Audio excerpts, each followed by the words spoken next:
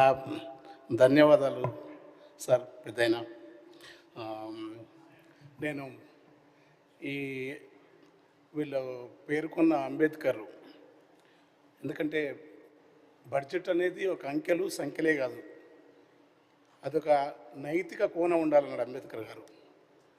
నైతిక కోణం కాకుండా ఇంకో మాట చెప్పినాడు ఆయన, ప్రజాస్వామ్య రాజ్యాంగ లక్ష్యాలైన ప్రజాస్వామ్యం, సమానత్వం, ప్రగతి, ఈ మూడింటి సమన్వయంతో సంపద సృష్టికర్తలు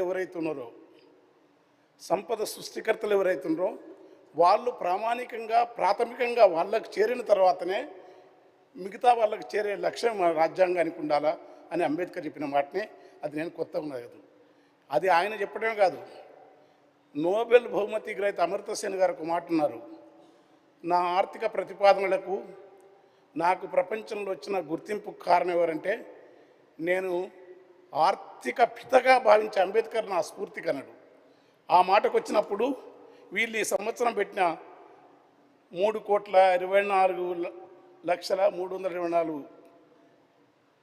ఏదైతే అమౌంట్ పెట్టినారో, రెవెన్యూ ఏమో 3,24,234 కోట్లు అయితే 2,34,406 కోట్లు.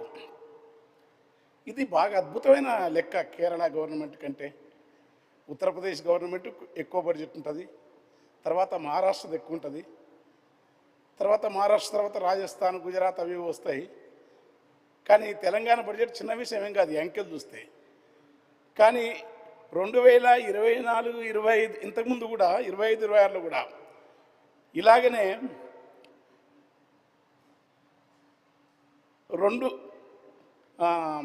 చెప్తాం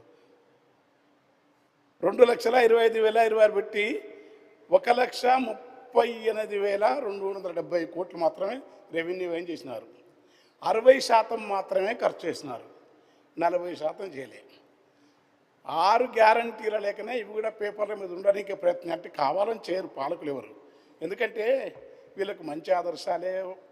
కానీ గతంలో చేసిన దాన్ని ఒప్పుకుంటే ఈ అభివృద్ధికి తెలంగాణ రాకముందు ఎంత బడ్జెట్ ఉండే, ఏ స్థాయిలో అభివృద్ధి వచ్చింది, ఎట్లా వస్తు సేవలు పెరిగినాయి, గ్రామీణ ప్రాంతాల్లో ఆర్థిక విధానాలు ఎట్లా మారినాయి, వాటన్నిటిని ఎక్కడ ప్రస్తావిస్తలేరు. కేసీఆర్ గారి పేరు ప్రస్తావించాల్సిన అవసరం లేదు. కానీ గత ప్రభుత్వం వ్యవసాయానికి, సాగునీటి రంగానికి వచ్చిన ఈ అభివృద్ధితోటి ఎంత మార్కెట్ ద్రవ్యోల్బణం అంటే ఇవాళ కేరళలో ఉన్న రేట్ అయితే మంచి రేటు ఉందో ఆ ఆర్థిక రంగంలో అంత అభివృద్ధి సాధించింది.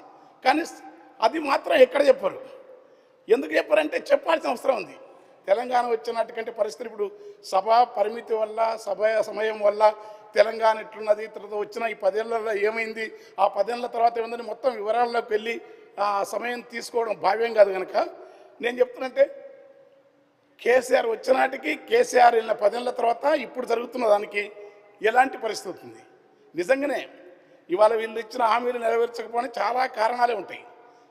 సంపద పన్ను జాతీయ కమిషన్ ఆ రోజు అంబేద్కర్ అయితే నేషనల్ ఫైనాన్స్ కమిషన్ అయితే ఏర్పాటు చేసినాడో దానికి ఉదాత్తమైన లక్షణాలను, ఉదాత్తమైన ఆశయాలు ఉన్నాయి. జాతీయ ఫైనాన్స్ కమిషన్ ప్రకారం రాష్ట్రాల వాటా 40%, 42% ఇచ్చినట్టు ఇప్పుడు అంత ఆ రోజు ఆయన చెప్పినాడు. సర్కారీ కమిషన్ చెప్పండి, ఏది చెప్పండి, రాష్ట్రాల వాటా రాష్ట్రాలకు ఇవ్వరు. సంపద పన్ను మన చేతిలో లేదు. సంపద పన్ను మనమేం, కార్పొరేట్ పన్ను మనమేం, ఇవన్నీ ఇక్కడ సింగరేణి మనదే కానీ సింగరేణి కంపెనీ తెలంగాణదైనా సరే కిషన్ రెడ్డి గారు, బట్టి గారు ఇద్దరు వెళ్ళి సింగరేణి బ్లాకులకు బేరం పెట్టేసినారు. ఏ కంపెనీ? ప్రైవేట్ కంపెనీలకు ఇచ్చిన తర్వాత ఉచిత విద్యుత్తోనే ఆ రోజు తెలంగాణ ప్రభుత్వం కానీ గత రాజశేఖర రెడ్డి గారు ఉన్నప్పుడు ఉచిత విద్యుత్ అనే పథకాన్ని రేపు ఈ కంపెనీలు గ్యారంటీగా నైతిక కోణం ఎందుకంటే ఉచిత విద్యుత్తు బడుగు జనులకు చెందాలా, ప్రజలకు చెందాలని వీళ్ళు ప్రైవేటు కంపెనీలు నెరవేరుస్తారా? నెరవేర్చకుండా నీదైనా రాష్ట్రంలో ఉన్న నీ సింగరేణిని నీవెట్లా పెట్టుబడిదారులకు అప్పనంగా అప్పచెప్తావు? ఈ అప్పచెప్పడానికి ఉన్న ఖచ్చితంగా ఇది బడ్జెట్లో ప్రస్తావించాల్సిందే. అది ఎవరైనా వ్యక్తిగతంగా నాకు ఆర్థిక మంత్రి గారు చాలా గౌరవం ఉంటుంది. బ్లాకులు బ్లాకులు తీసుకోవాలి. ఒకవైపు ఇది తర్వాత రాష్ట్రాల నుంచి వసూలు అన్ని మాట్లాడినారు. బడ్జెట్ పేపర్ వస్తే జిఎస్టీ రాష్ట్ర వాటా ఈ వాటా మొత్తం అప్పనంగా తీసుకొని రాష్ట్రాలకి తెలంగాణ ప్రభుత్వం కేసీఆర్ ఉన్నప్పుడు ఇప్పుడు కానీ ఇచ్చేది ఎందుకు ఆపుతారు? వాళ్ళు ఆపితే అడిగే పని ఏమైనా ఉందా? ఎన్ని రకాల వేధిస్తారు. ఎన్ని రాష్ట్రాలు రాజ్యాంగానికి బడ్జెట్కు ప్రజాస్వామ్యానికి ఈ దేశ సంపదను ఏ ప్రజలైతే ఇస్తారో వాళ్ళకి చెందాలి కదా. పాశ్చాత్య దేశాలు అయితే 60% డైరెక్ట్ పన్నులు కడతారు. మన తాను పరోక్ష పన్నులు తప్ప ప్రత్యక్ష పన్నులు కట్టరు. పైగా ఆదాని అంబానికి కట్టే అవసరం కూడా లేదు. వాళ్ళు హాయిగా వాళ్ళ రాజ్యం. ఇప్పుడు అవి పరోక్ష పన్నులు కట్టేది ఎవరు? పేద ప్రజలు.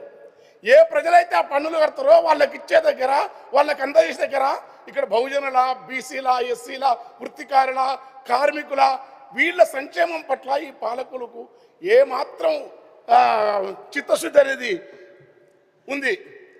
ఇప్పుడు యుద్ధం మొదలవుతుంది అంటారు.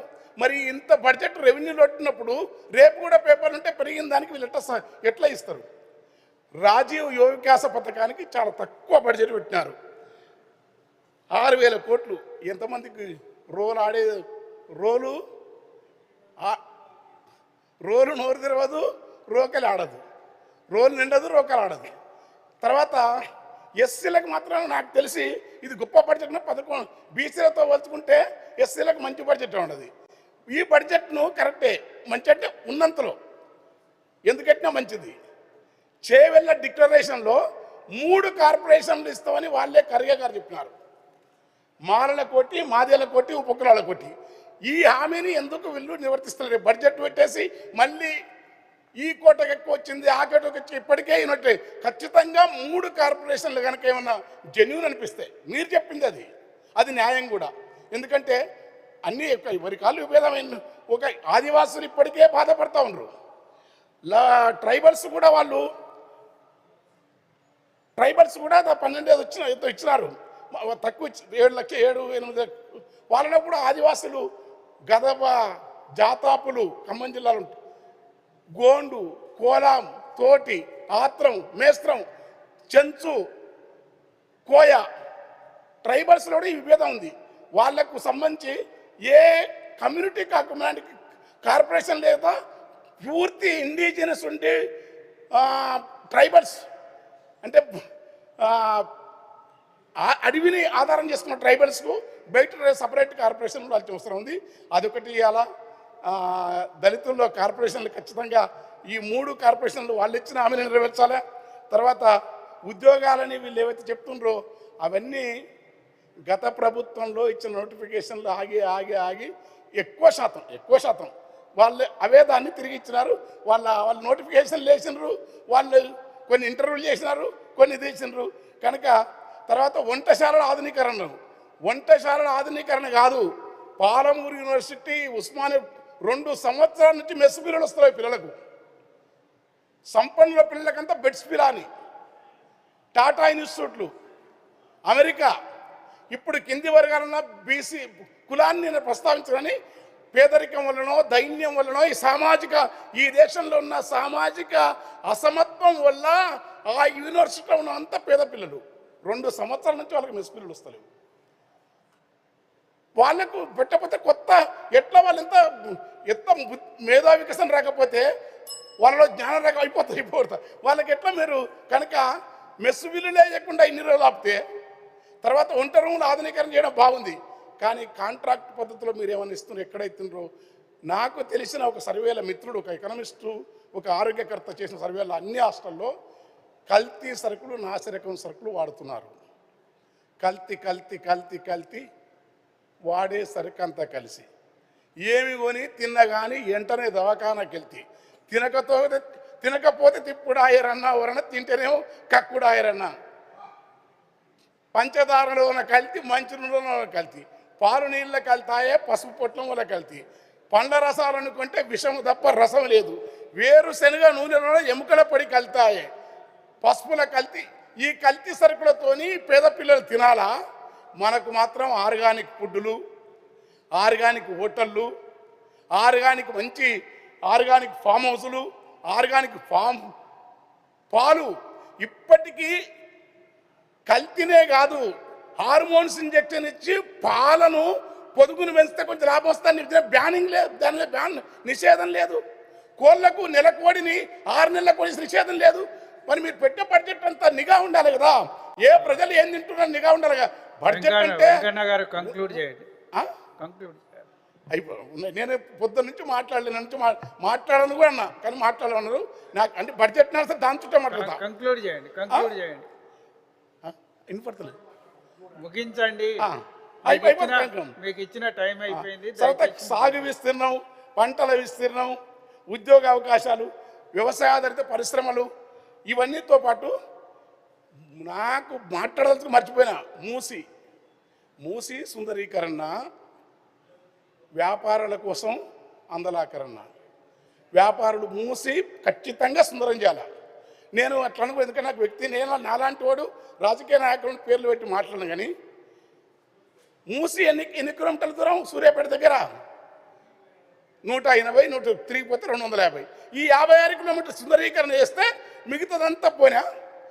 అప్పుడే కేసీఆర్ ఉన్నప్పుడే 13 అవి ఎన్ని ఎంచినది, అది పైసలు కాదు, శుద్ధి మురుగునీటిని శుద్ధి చేసేట్టు పెట్టినారు. అది 32 అవి పెట్టినారు.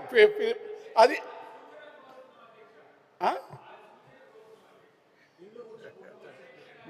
కంక్లూడ్ చేయండి.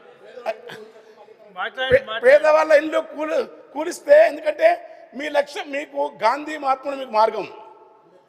గాంధీ అంటే గూడును కూల్చేది గాంధీ ఒప్పుకోడు. ఎక్కడ సబర్మతి ఆశ్రమంలో ఏ ఒక్క మనిషిని కానీ ఏ ఒక్క మానవ జీవితం గాంధీ చెప్పి మార్గానికి ఇల్లు కూల్చకుండా కాదు. ఇప్పుడు కె. శ్రీనివాస్ అని ప్రసిద్ధ రచయిత, తెలంగాణ ఉద్యమంలో చాలా గొప్ప పాత్రలు వహించిన సాహితీకారుడు ఆయన ఇల్లు పోతుంది. గంటా చక్రపాణి విశ్వవిద్యాలయంలో ఆయన సొంత ఇల్లు పోతుంది. తులసి చంద్ర ఇల్లు పోతుంది. ఆడనే గాంధీ. ఇప్పుడు ఇల్లు కూల్చే పనొద్దు, మూసిని బాగా చేస్తుంటండి. తర్వాత ఇక్కడి నుంచి మూసిని ఎక్స్టెన్షన్ చేసి ఆ మురుగు నీరు గ్రామ డంపింగ్ యార్డ్, తర్వాత జవహర్ మీరు ఇంత బడ్జెట్ ఎక్కడన్నా దయచేసి ముగించండి. ఒకటి ఎక్కడన్నా మీరు ప్రజల బడ్జెట్ కదా, ప్రజల కోణం కదా, అంబేద్కర్ మాట కదా చెప్పింది. జవహర్ నగర్ లాంటి ప్రాంతంలో ఏం వాసన అది, నిన్న ఏడ్చుకుంటూ చెప్తుండ్రు. మేము మురుగు వాసనకు కూర కంపు కొడుతున్నాయి. వెంకన్న ఒక్కసారైనా మీరు పోయినారా? సిపిఎం వాళ్ళు ఉద్యమం చేస్తున్నారు చాలా కాలంగా.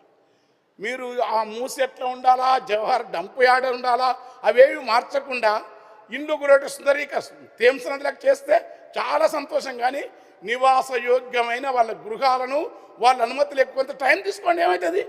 పటాపట్ టేకుమట్టవై కూల్ చేస్తుంటావు. ముగించండి వెంకన్న, ముగించండి దయచేసి. ఇవన్నీ తర్వాత అంబేద్కర్ పేరు పదే ఎత్తారు.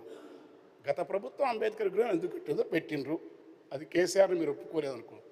కానీ ఆ విగ్రహాన్ని అంతకంటే అక్కడ ఎన్ని ఇవ్వాలి? ఓసారి సీకట్ ఉంటుంది, ఓసారి లైట్ ఉండవు, ఓసారి దుమ్ము ఉంటుంది. లాక్ చేయడం ఏంది? జయలలిత ఓటలు పెడితే, అమ్మ ఓటలు పెడితే కరుణానిధి ఆ ఓటలు తీసేస్తున్నాడు. అయిపోయింది.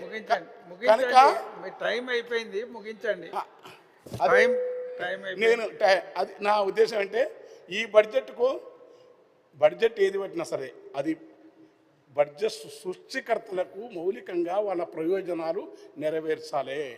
వాళ్ళ ప్రయోజనాలు కాకుండా వ్యాపారుల ప్రయోజనాలు, సంపన్నుల ప్రయోజనాలు నెరవేర్చే క్రమం దేశంలో మిగతా రాష్ట్రాల్లో ఇక్కడ కూడా జరుగుతూ ఉంది.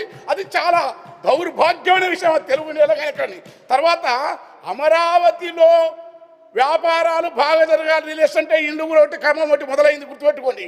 ఇల్లు కూడా ఒకటి. అందుకని నేను కనుక ఇంకా పాట కంక్లూడ్ చేయండి. కనుక మీరు మీ బడ్జెట్లో నేను మిగతా వాళ్ళ లెక్క అన్నీ బాగాలేవని నేను అన్నాను. నాకు ఎందుకంటే నేను ఒక కవిని, సెన్సిటివ్ మనిషిని. బడ్జెట్లో మంచి విషయాలను చెప్తాం. అదే సందర్భంగా మీరు కొట్లాడండి. ఎక్కడి జిఎస్టీ ఎంత వసూలు చేసుకోపోతారు, స్టేట్ వాటింది. కంక్లూడ్ చేయండి. కనుక